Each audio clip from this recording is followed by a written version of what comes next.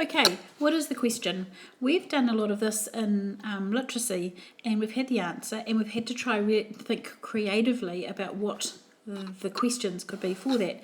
So we're going to have a go at doing that in maths as well. So the answer is 10. What is the question? So let me show you some examples of this. So I could have 9 plus 1 equals 10.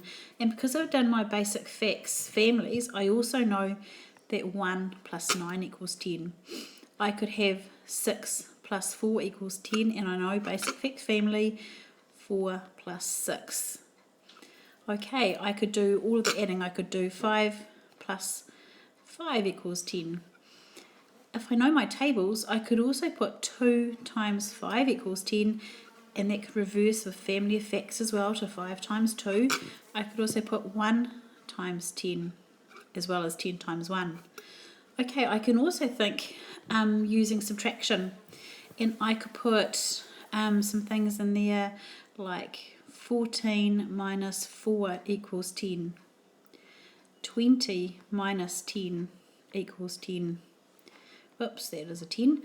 I could put 36 minus 20 equals 10. Oh, actually, that's wrong, isn't it? Because that should be, let me rub that one out, 36 minus 26.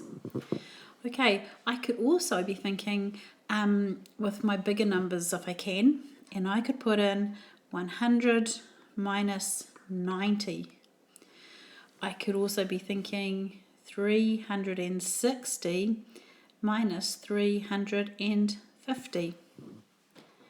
So there's no amount of correct answers, because you could just keep on keeping on going. Have a go, see how you get on.